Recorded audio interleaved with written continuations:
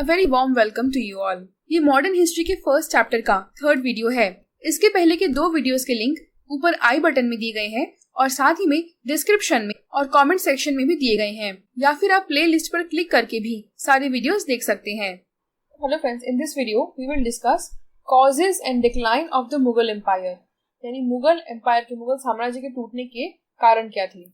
जब महान मुगलों के जैसे एक शक्तिशाली साम्राज्य का पतन और क्षय होता है तो उसके पीछे कई कारक होते हैं और कई शक्तियां काम कर रही होती हैं। यानी इतना महान साम्राज्य था, अगर वो टूट के बिखर रहा है तो कोई एक कारण नहीं हो सकता, उसके पीछे कई कारण होते हैं, कई शक्तियां होती हैं। मुगल साम्राज्य का पतन औरंगजेब के शक्तिशाली शासन के समय से ही शुरू हो गया था। औरंगजेब को विरासत में एक बहुत बड़ा साम्राज्य मिला था। उसके बावजूद उसने दूर दक्षिण तक, यानी दक्षिण के बहुत आगे के भागों तक अपने साम्राज्य को आगे बढ़ाने की नीति अपनाई और उसके चलते औरंगजेब को जन धन की बहुत हानि हुई, यानी काफी सैनिकों का नुकसान हुआ और काफी पैसों का भी नुकसान हुआ। जबकि वास्तविकता ये थी कि उस समय के जो संचार के माध्यम थे और जो आर्थिक और राजनीतिक संरचना थी, उसके कारण से ये मुश्किल था कि पूरे देश में एक स्थायी और केंद्रीय शासन लाया जा सके, क्योंकि उस समय देश में भाषाएं कई अलग अलग थी, संचार के तरीके अलग अलग थे, पूरे देश की आर्थिक व्यवस्था भी एक जैसी नहीं थी और राजनीतिक संरचना भी हर जगह अलग अलग थी। इसलिए औरंगजेब का जो उद्देश्य था कि पूरे देश को एक ही केंद्रीय राजनीतिक शासन के अंतर्गत लाया जाए, ये चीज थ्योरी में ठीक थी, यानी ऐसा होता तो अच्छा होता, लेकिन वास्तविकता में करना, प्रैक्टिकली करना आसान नहीं था। औरंगजेब की जो बेसिक असफलता थी, मूलभूत असफलता, वो राजनीति के क्षेत्र में भी थी, यानी राजनीति करने में भी औरंगजेब पीछे रहा। वो मराठाओं की जो डिमांड थी, यानी उन्हें अपने क्षेत्र में पूरी ऑटोनॉमी दी जाए, पूरी स्वायत्तता दी जाए और वो अपने क्षेत्र में राज करें, इस बात को औरंगजेब मानने को रेडी नहीं था, क्योंकि वो ये बात समझ नहीं पाया कि शिवाजी और जो उस समय के मराठा सरदार थे वो इतनी बड़ी फोर्स थे कि उन्हें कुचला नहीं जा सकता था। इस बात को वो मानना नहीं चाहता था। जब अकबर के सामने इस तरह की सिचुएशन आई थी तो उसने राजपूत राजाओं और चीफ्स, राजपूत राजाओं और सरदारों के साथ गठबंधन बनाया था। औरंगजेब से भी ये आशा की गई थी कि वो मराठा सरदारों को मना लेगा, लेकिन इसके बदले उसने उन्हें सप्रेस करना, यानी उन्हें दबाने की नीति अपनाई और इसी कारण से उसका निरर्थक बट एक कठोर अभियान, कठोर युद्ध मराठाओं के खिलाफ चलता रहा। यानी वो जीत तो नहीं पाया, लेकिन उसने उनको दबाने की नीति, उनसे लड़ने की नीति नहीं छोड़ी और इसी कारण से उसके साम्राज्य के जितने भी साधन थे, जितने भी रिसोर्सेस थे, उनकी काफी बर्बादी हुई, वो धीरे धीरे खत्म होने लगे और डेक्कन एरिया के उद्योग और व्यापार भी तबाह हो गए।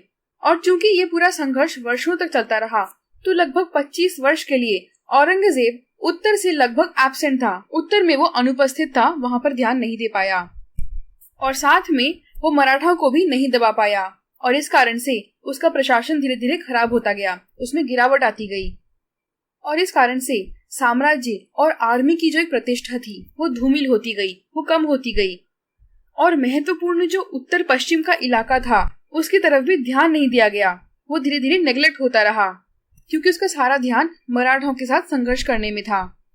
जो प्रांतीय और स्थानीय अफसर थे, जो ऑफिशियल्स थे, जो जागीरदार थे, उन्हें जो केंद्रीय शासन था उसकी अवहेलना करने का मौका मिल गया और इससे वो अपनी आजादी का सपना देखने लगे, क्योंकि साम्राज्य की जो प्रतिष्ठा थी वो कम होती गई, आर्मी की प्रतिष्ठा कम होती गई और इसी कारण से मुगल साम्राज्य की पकड़ ढीली होती गई।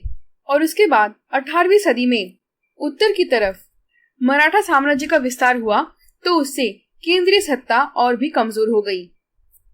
औरंगजेब के कई राजपूत राजाओं के साथ भी संघर्ष हुए, जिसके काफी गंभीर परिणाम हुए। राजपूत राजाओं के साथ जो गठबंधन होता था और उसके परिणाम स्वरूप उन्हें जो मिलिट्री सपोर्ट मिलता था, जो सैनिक सपोर्ट मिलता था, वो अतीत में मुगलों की शक्ति का एक बहुत बड़ा कारण था, एक मेन पिलर था, महत्वपूर्ण स्तंभ था मुगलों की शक्ति का। हालांकि शुरुआत में तो औरंगजेब ने भी राजपूत गठबंधन के साथ चलने की ही नीति अपनाई और इसी कारण से उसने मारवाड़ के जसवंत सिंह को और आमेर के जय सिंह को काफी ऊंचे पद दिए, काफी ऊंचा स्थान दिया।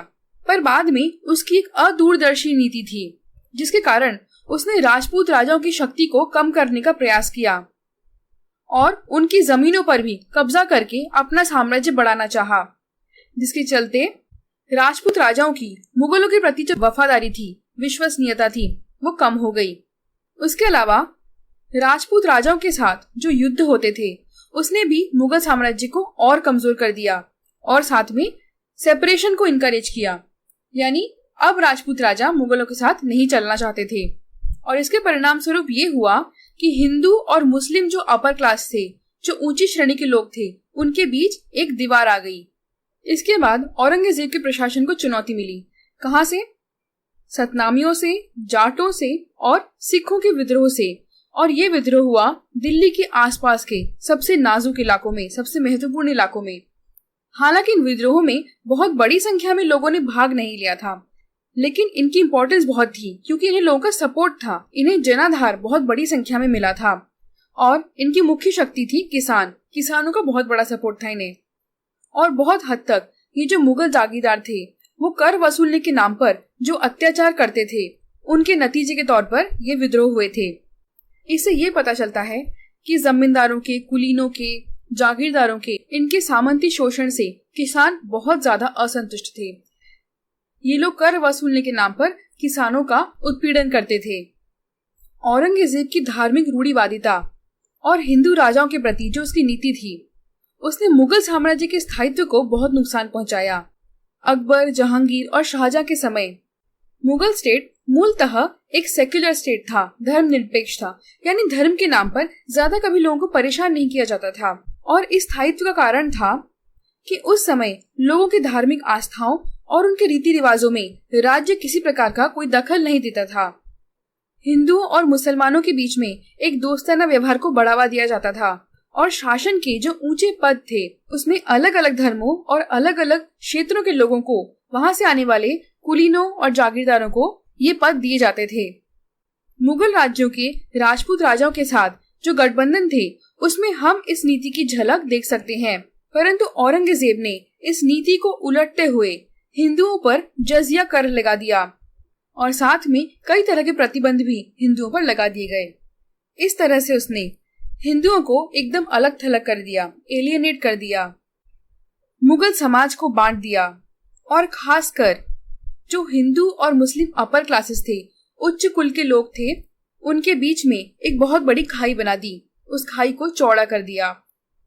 परंतु मुगल पावर के पतन में औरंगजेब की इस धार्मिक नीति का कोई बहुत बड़ा योगदान नहीं था। उस चीज को बहुत ज्यादा महत्व नहीं दिया जाना चाहिए। औरंगजेब ने इस नीति को अपने शासन के अंतिम समय में अपनाया था और उसके आने वाले उत्तराधिकारियों ने इस नीति को बहुत जल्दी छोड़ दिया।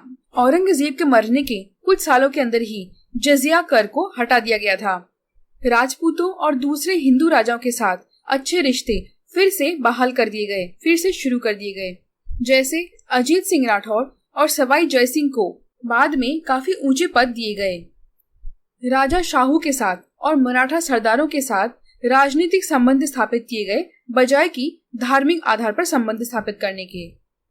यहाँ ये भी ध्यान दिया जाना चाहिए कि राजपूत, जाट, मराठा और सिखों ने हिंदूज के संरक्षक के तौर पर 18वीं सदी में काम नहीं किया था।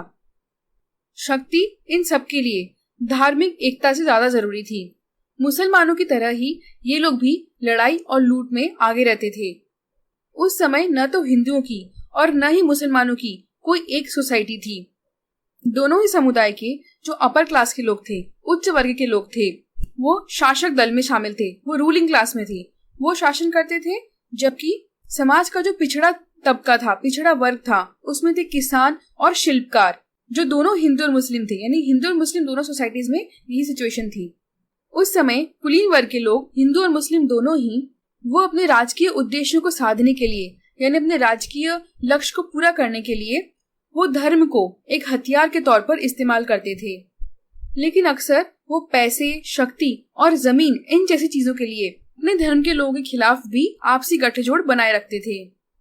इसके बाद हम पढ़ते हैं कि दोनों ही हिंदू और मुस्लिम जो उच्च कोटि के लोग थे, जमींदार थे और मुखिया थे, वो आम आदमी का शोषण करते थे और उत्पीड़न करते थे। ये देखे बिना कि उसका धर्म क्या है, irrespective of their religion. Maharashtra और राजपुताना के जो हिंदू किसान थे वो उतना ही जमीन का कर दिया करते थे जितना कि आगरा, बंगाल या अवध के हिंदू और मुस्लिम किसान देते थे। और इसके अलावा जो हिंदू और मुसलमानों के अपर क्लास थे उनमें अच्छे धार्मिक और सांस्कृतिक संबंध बने रहे। औरंगजेब ने साम्राज्य को कई सारी अनसुलझी समस्याओं के साथ छोड़ दिया था। यानी औरंगजेब जब मर गया तो उस समय साम्राज्य में कई सारी समस्याएं रह गई थी। लेकिन परिस्थिति तब और खराब हो गई जब औरंगजेब के मरने के बाद उत्तराधिकार को लेकर लड़ाइयां शुरू हो गई, युद्ध शुरू हो गए। उत्तराधिकार का कोई एक कानून नहीं था, कोई एक नियम न होने के कारण मुगल वंश में हर बार राजा के मरने के बाद शहजादों में उत्तराधिकार की लड़ाई हुआ करती थी।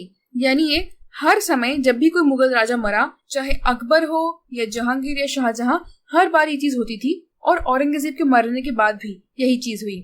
लेकिन 18वीं शताब्दी में जब ये लड़ाई हुई तो काफी भयंकर थी और विनाशकारी थी। इससे जान माल की बहुत ज्यादा हानि हुई। हजारों प्रशिक्षित सैनिक और हजारों ऐसे ही योग्य कमांडर, बहुत काबिल अधिकारी, ये सब मारे गए इस उत्तराधिकार की लड़ाई में।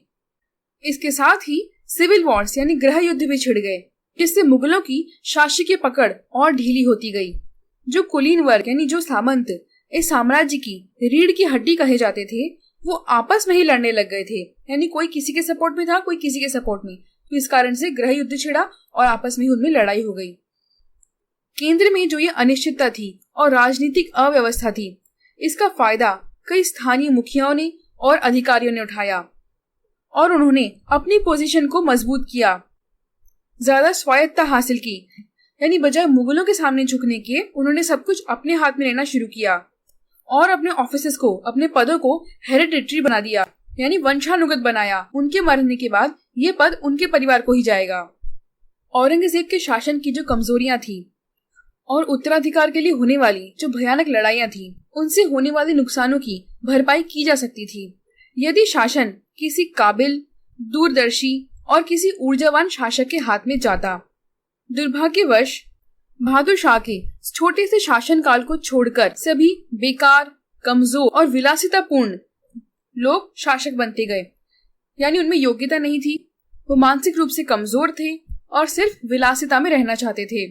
क्योंकि एक तानाशाही और राजतंत्री व्यवस्था में शासक का चरित्र और व्यक्तित्व एक बहुत बड़ी भूमिका निभाता है। लेकिन सिर्फ इस एक कारक को ही बहुत ज्यादा महत्व नहीं दिया जा सकता। औरंगजेब न तो कमजोर था और न ही पतित था, वो काफी काबिल था और उसमें काफी क्षमताएं थी। राजाओं की जो कमियां होती है वो उसमें नहीं थी। उसने अपने पूर्वजों के इस महान साम्राज्य को इसलिए नजरअंदाज नहीं किया, इसलिए नहीं खोया क्योंकि उसमें काबिलियत नहीं थी, बल्कि इसलिए क्योंकि उसमें राजनीतिक, सामाजिक और आर्थिक समझ नहीं थी। ये उसका व्यक्तित्व नहीं था, बल्कि उसकी नीतियां थी जिसके कारण वो विफल हुआ। आज की वीडियो में इतना ही। इसके बाद का चैप्टर हम अगले वीडियो में कंप्लीट करेंगे और इसलिए आप मेरे चैनल को सब्सक्राइब कीजिए और बेल आइकन को भी प्रेस कर दीजिए ताकि जैसे ही मैं वीडियो अपलोड करूं आपको उसका नोटिफिकेशन तुरंत मिल जाए। इस वीडियो को अपने और दोस्तों के साथ और भी स्टूडेंट्स के साथ शेयर कीजिए ताकि सबको इसका फायदा मिल सके। अगर आपको वीडियो अच्छी लगी हो तो इसे लाइक कीजिए और अपने कोई भी विचार हो तो कमेंट करके जरूर बताइए। मैं मिलूंगी आपसे अगले वीडियो में। नमस्कार।